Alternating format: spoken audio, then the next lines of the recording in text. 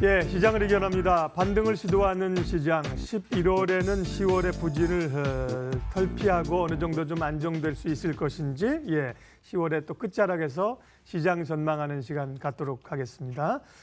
예, 오늘은 현대차증권 투자전략팀의 김중원 팀장님 말씀 나누겠습니다. 팀장님 어서 오십시오. 안녕하십니까.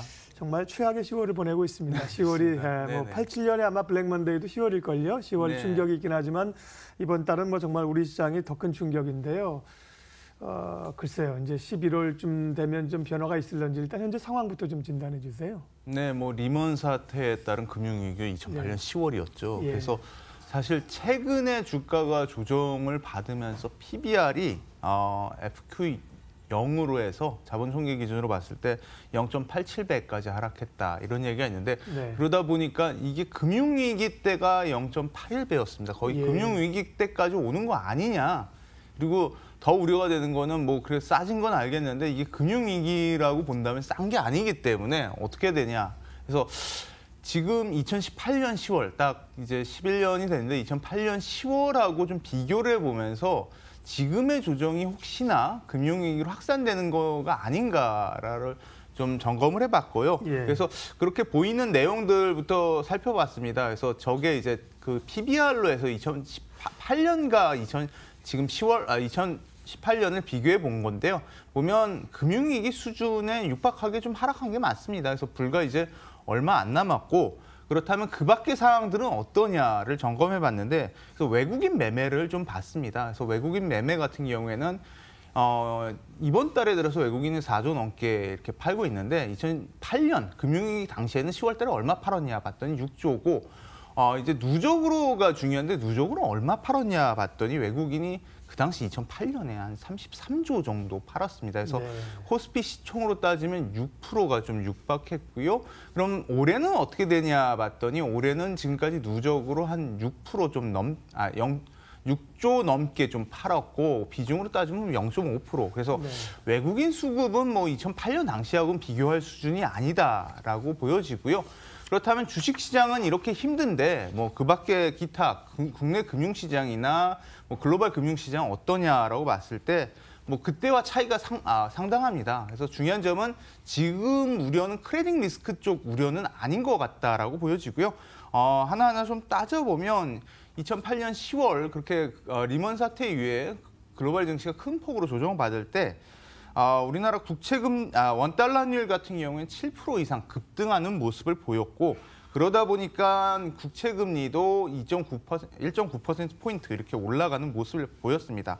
하지만 이번 달에 보면 원달러가 소폭 좀 오르긴 합니다. 2.9% 오르긴 하는데 채권금리 같은 경우에 거의 변함이 없다. 그러니까 환율이 좀 오르긴 하지만 지난 11년 전과 비교했을 땐 큰 변화가 없어 보이고 또한 글로벌 금융시장이 어떤지도 이제 좀 같이 좀 봤는데 보면 달러, 신흥국 통화 이런 것들을 봤을 때 금융위기 당시는 달러 급등했죠. 7% 이상 급등하는 모습을 보였지만 최근 달러가 오른다고 해도 한 2% 수준이고 그리고 신흥국 통화도 그때 급락을 했지만 신흥국 통화 2018년 10월에는 조금 안정돼 있습니다. 0.8% 정도밖에 안 빠졌기 때문에 상당히 통화 가치가 그렇게 나쁘지 않았다라고 보여지고 이제 시장에서 대표적으로 보는 안전자산 선호 지표가 EMBI 프로 스프레드라는 건데요. 이게 신흥국 가상금리다. 그래서 신용 위기가 부각이 되면 신흥국 가상금리가 크게 오르는데 올해 같은 경우에 보면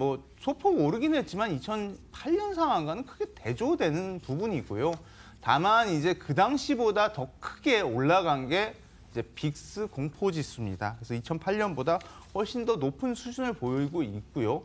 그러다 보니까 정리를 해보면 글로벌 금융시장 전반 그리고 국내 금융시장 전반이 2008년과는 상당히 대조적이다. 다만 주식시장만 그 당시와 비슷하게 큰 폭으로 폭락했다라고 보여지고 이제 마지막으로 그럼 글로벌 주요 지수들은 2008년하고 지금 어떠냐라고 보면 2008년에 보면 무차별적으로 빠졌습니다. 신흥국들이 더 많이 빠졌고 선진국 지수들도 크게 빠진 이런 모습을 보여지는데 올해 어떠냐? 올해 지금 10월 달은 어떠냐라고 보면 많이 빠진 건 사실인데 근데 눈에 띄는 부분이 최근에 뭐 외환 위기 가능성이 부각됐던 남미 신흥국 이쪽이 오히려 10월 달에 4.3%로 많이 올랐습니다. 네. 그래서 뭐 아르헨티나도 우리보다 덜 빠졌다는 얘기가 있지만 브라질 같은 경우에는 거의 10월 달에 10% 이상 올랐다. 정권 교체되면서 이제 기대감 네, 이런 이런 있었죠, 거죠. 그래서 브라질. 예. 어찌됐든 지금 이게 뭐 신흥국 위기, 금융위기 가능성으로 부각에 따른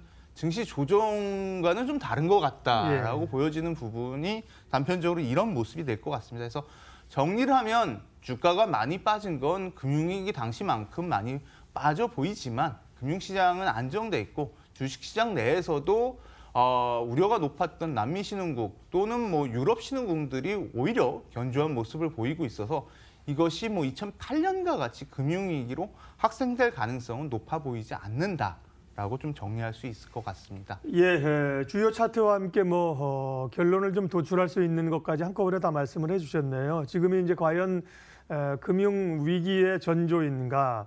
요즘 뭐 우스갯소리로 뭐인 듯 아닌 듯, 금융위기인 듯 아닌 듯, 네 그런 상황인데 크게 보면 이제 97년에 우리가 이제 IMF 외환위기 때는 이제 우리 문제였었고요. 네, 2008년 리먼 사태는 사실 미국의 문제였지만 전 세계가 같이 쇼크를 받았고 이번엔 사실 어떻게 보면 이제 미중 간의 격돌, 특별히 이제 중국의 우려들이 좀 불거지는 상황 아닙니까? 그런 점에서 이제 중국 상황은 그러면 우리가 전반적인 우리 상황이나 글로벌 상황상 2008년의 위기와는 비견되긴 하지만 그 정도 사실 상황은 아니라고 봤는데 중국 상황은 어떻습니까? 그러면? 네, 그래서 중국 쪽 상황, 특히 요즘에 부채 문제 얘기가 좀 네. 많아서 부채 문제 이런 것들을 좀 꼼꼼히 좀 살펴봤는데 어찌됐든 중국의 문제 이런 부분이 있는 거는 맞고요. 그 부분은 부채보다는 외환보유고 쪽에서 문제가 될 수 있을 것 같다라고 생각되고 다만 이 상황이 1, 2년 내에 부각이 되지는 않을 걸로 보여지고요. 오히려 트럼프 2기 때 보여질 거로 좀 우려가 된다라고 예상됩니다. 그러니까 트럼프 대통령이 지금 노리는 거는 중국 금융시장에 대한 개방이 아니냐라는 그렇겠죠. 부분이고 정책적인 측면에서 그런 것들을 자극시킬 만한 정책들이 계속 나오고 있다라고 보여지는데요. 어찌됐든 중국 그 부채 분조 좀 말씀을 드리겠는데 뭐 외향적으로는 좀 뭐 상당히 괜찮아 보입니다. 중국 정부 부채라는 게 GDP 대비 50%. 그래서 뭐 G20 평균 대비 크게 하회하고 있다라고 했는데 뭐 요즘에 얘기가 많이 나오는 게 지방 정부죠. 그래서 지방 정부 부채 같은 경우에 그 전체 부채의 한 60%를 차지하고 있는데 좀 가파르게 증가하고 있는 거. 그리고 또 최근 얘기가 나온 게 기업 부채입니다. 중국의 기업 부채가 보면 한 GDP 자본 대비 한 261%로 이제 G20 평균보다 좀 상당히 높고요. 근데 이 중국의 기업이 누가 주인이냐라고 따져보면 상해 A주만 보더라도 35%가 정부죠. 네. 중앙정부, 지방정부이기 때문에 이 기업 부채라는 게 사실은 정부 부채하고 연관이 있다라고 보여지고요. 말씀드린 것 같이 지방정부 부채가 이제 전체 부채의 60%를 차지하는데 이게 2008년 이후에 보면은 15.6%로 가파르게 증가하고 있습니다. 이런 부분들이 문제가 되는데 그래서 지방정부 왜 이렇게 문제가 되냐를 좀 따져봤더니 이게 1994년에 법 개정 이후에 세입 세출의 불균형이 존재하고 있습니다. 그래서 세수 같은 경우에는 지방정부가 한 30%밖에 못 가져가고 있습니다. 근데 세출 같은 경우에 그러니까 돈을 쓰는 거는 지방정부가 70%를 써야 됩니다. 그런 상황에서 중앙정부는 지방정부의 적자 재정을 용인하지도 않고 또한 자율적 채권 발행을 굉장히 제약하고 있는데요. 이러다 보니까 뭐 1대1로 등 인프라 투자는 지방정부부터 하라 하고 있는데 세수는 없고 채권은 발행을 해야 되는데 채권도 발행하는 게 용이하지 않고 이러다 보니까 그림자 금융이라는 부의 거래 이런 것들이 크게 나타난 부분이 문제다라고 보여지고요. 그래서 이런 문제는 중국 어떤 그 정부가 갖고 있는 모순적인 내용이고요. 사실 뭐 과거에도 나왔지만 부채 문제가 부각이 될 경우엔 인민은행들이 중국의 지방채를 뭐 저리로 매수해주면서 해결해가는 이런 모습을 보이고 있어서 뭐 기업 부채하고 이런 지방정부의 부채가 빠르게 증가하는 거는 문제가 되지만 여기서 문제가 될 것 같지는 않고요.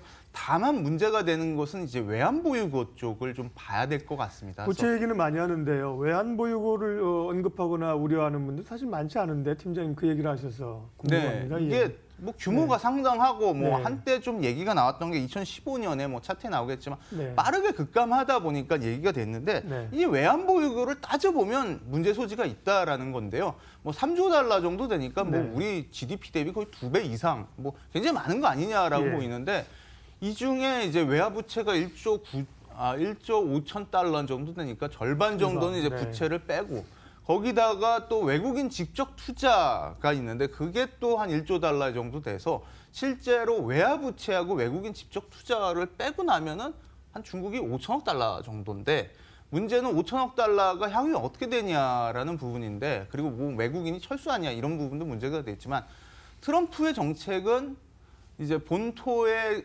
기업들을 다시 미국 본토로 다시 돌아오게 하는 정책 이런 것이 외국인 직접 투자를 줄어들게 하는 요인이겠죠.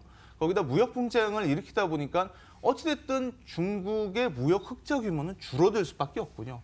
그래서 이런 두 가지 요인들을 따져보면 외환 보유고가 오히려 나중에 트럼프 한 2기 정도 집권을 한다면 2기 정도 때 좀 문제가 되지 않을까라고 보여지고 뭐 그를 통해서 트럼프 대통령이 추구하는 게 중국 금융시장의 개방이 아닌가로 보여지는데 어찌됐든 뭐 당장의 1, 2년 내 문제는 아니고요.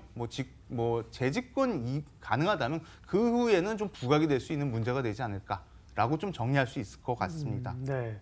중국의 문제도 점검을 해주셨는데 어쨌든 간에 상황들이 당장 뭔가 어디서 중국도 뭐가 확 우리 외환위기 오듯이 터질 상황은 지금은 이제 아니다. 네, 다만 이제 아니어 보인다. 다만 문제점들은 상당 부분 내포하고 있다는 말씀이시고요. 예.